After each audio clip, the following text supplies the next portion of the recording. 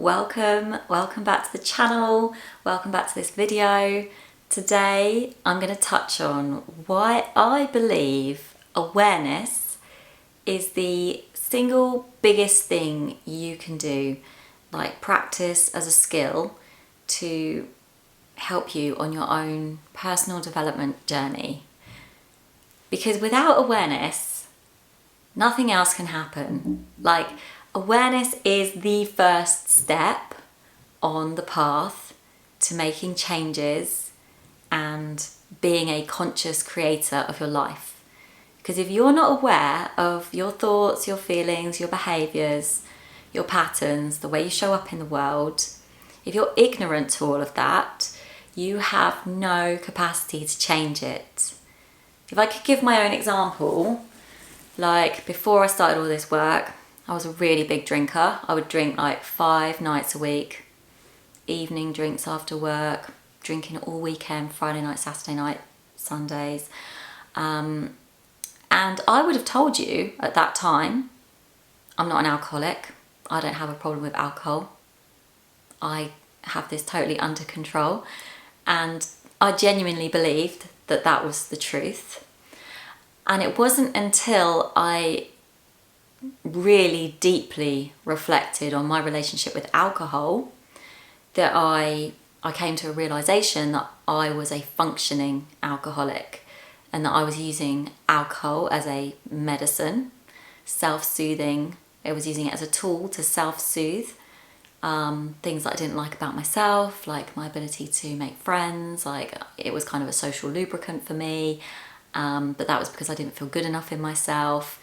But it wasn't until I gained awareness of all the ways that alcohol was being used as a tool to make me feel like I fit in and give me confidence and social stamina and all that stuff. And because I'm very introverted and I do find social situations quite draining, so it was kind of giving me that sort of boost to sort of be out there in the world and socialising with people. But actually it was a really damaging relationship that I had with that substance. And so if I hadn't have gained the awareness that I had a problem, I would have never been able to solve the problem. And this is the crux of the issue, is that if we are ignorant or if we are in denial about what we're doing, or how we're behaving, or how we're self-sabotaging, or how we are minimizing ourselves or making excuses for ourselves, like, there's so many different ways this can show up. You know, I've just given one example there, but you could be ignorant to the way that your ego wants to keep you playing small. You could be ignorant to your cultural and family influences that have sort of shaped how you view the world. You could be ignorant to the emotions that are at play that are really driving your behaviour, because, you know, it really wasn't about the alcohol. It was about the fact that I had so much repressed trauma that I was trying to keep down, and I was using alcohol as like the coping mechanism to keep that locked out of my conscious awareness. So you know, the first step for me on that journey was awareness that I had a problem with alcohol, then using that awareness to then limit and then cut down and then eliminate drinking alcohol. I had to go completely sober. And then having the awareness to then watch my reaction when I didn't have alcohol in my body, like what was coming up for me, using the same tool, awareness, to process the trauma that was being suppressed by being constantly drunk. And then using the awareness to see how I was sabotaging goals that I was saying that I wanted for myself.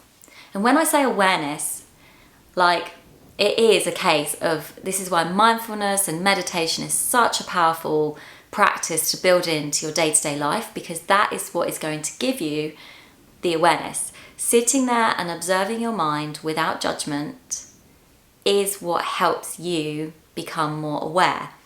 And while in that moment you might be meditating for, to start with, maybe 5 minutes, 10 minutes, you know, try and get up to 20 minutes, half an hour if you can. I try to do like 20 minutes a day of like meditation. Even if you're only doing it for those 20 minutes a day, what you'll find is that over time you start to become more aligned with the observer than with the thought itself. And when you are aligned with the observer, you can then start to watch yourself in your life. So even if you feel like, well, I only did 10 minutes meditating today, you did 10 minutes of active meditation, sat down on a pillow, But you can still then use that strength that you've built to be able to watch yourself and observe yourself in a neutral, judgment-free perspective.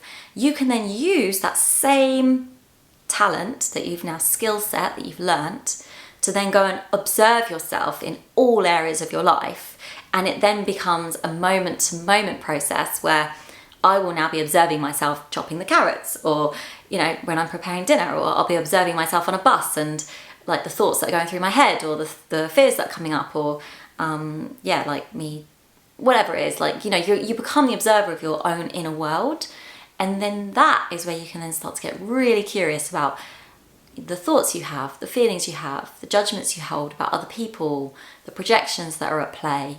And then that awareness allows you the scope to then start changing that stuff, to then finding the right people with the right skill sets who can help you to start to shift some of those patterns and challenge those behaviours and bring about a new possibilities in your life, the freedom to create life consciously rather than just reactively, or using these pre-programmed default settings that have been installed in your mind since childhood.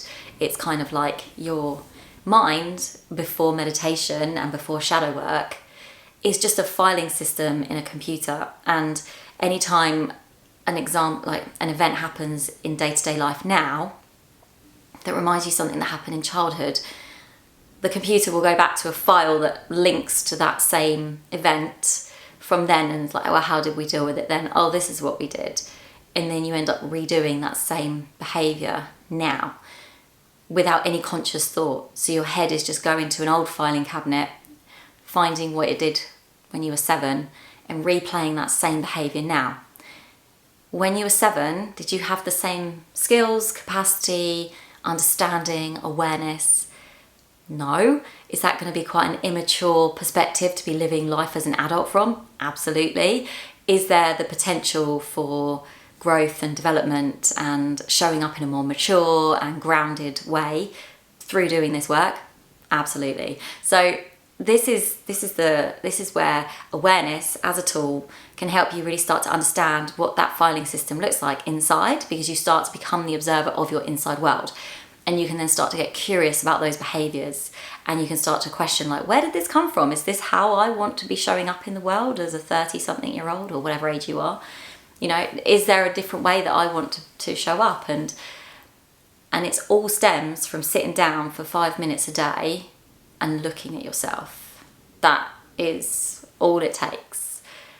And it's so powerful, and it's so simple, and I mean, it's literally changed my life, transformed my life, transforms clients' lives that I work with.